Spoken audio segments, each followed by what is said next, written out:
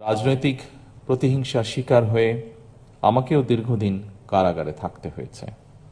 আমাদের সংবিধানের ২৭ নম্বর অনুচ্ছেদে বলা হয়েছে, সব নাগরিক আইনের দৃষ্টিতে সমান এবং আইনের সমান আশ্রয় লাভের অধিকারী। আমাদের সংবিধানের এই বিধান জাতিসংঘের মানবাধিকারের সর্বজনীন ঘোষণাপত্রের ৭ অনুচ্ছেদেরই প্রতিফলন। বর্তমান সরকার বিশ্বাস করে অ্যাক্সেস টু জাস্টিস প্রতিটি নাগরিকের সাংবিধানিক অধিকার। রাষ্ট্রের কোনো নাগরিক অর্থের অভাবে আইনের আশ্রয় কিংবা ন্যায্য বিচার থেকে বঞ্চিত থাকবে, এটি একটি গণতান্ত্রিক রাষ্ট্রে কোনোভাবেই কাম্য বা প্রত্যাশিত নয়।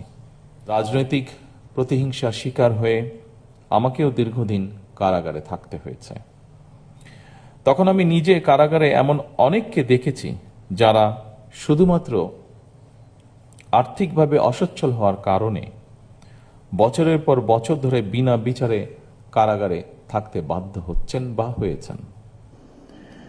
সম্মানিত উপস্থিতিবৃন্দ, যে কোনো রাষ্ট্র এবং সমাজের অগ্রগতি ও শান্তির ভিত্তি হচ্ছে ন্যায় বিচার।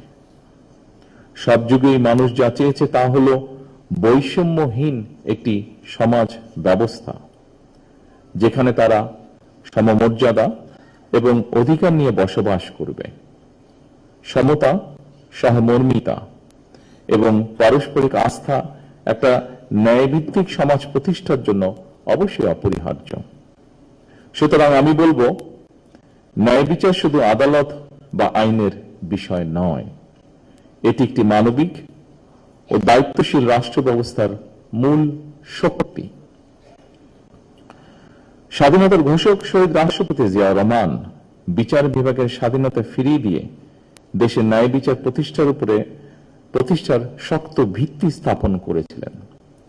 সেই ধারাবাহিকতায় সাবেক প্রধানমন্ত্রী বেগম খালেদা জিয়া মানুষের ন্যায় বিচার পাওয়ায় সুগম করতে লিগ্যাল এইড ফান্ড তৈরি করেছিলেন।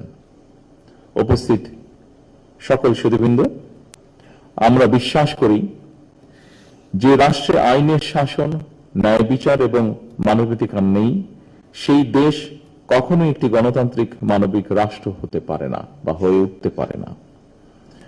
দীর্ঘ ১.৫ দশকেরও ফ্যাসিবাদী শাসনের অবসানের পর বাংলাদেশের জনগণ পুনরায় গণতন্ত্রের পথে হাঁটতে শুরু করেছে। এই গণতান্ত্রিক যাত্রা সুসংহত করতে রাষ্ট্রে ন্যায়ের শাসন প্রতিষ্ঠার বিকল্প নেই, আর এই ন্যায় বিচার সবার জন্যই প্রযোজ্য। একজন মানুষও যাতে অর্থের অভাবে অ্যাক্সেস টু জাস্টিস থেকে বঞ্চিত না হয়, সেই লক্ষ্যকে সামনে রেখে সরকার লিগ্যাল এইড কর্মসূচি অব্যাহত রেখেছে। একজন ভুক্তভোগী টাকার অভাবে আইনজীবী সহায়তা নিতে পারবে না, এমনটা যেন না হয়, সেটি সরকার চেষ্টা করবে সর্বতোভাবে নিশ্চিত করতে। আর্থিকভাবে সামর্থ্যবান নয় এমন মানুষদের জন্য অ্যাক্সেস টু জাস্টিস নিশ্চিত করতে সরকার সুনির্দিষ্ট পরিকল্পনা গ্রহণ করেছে।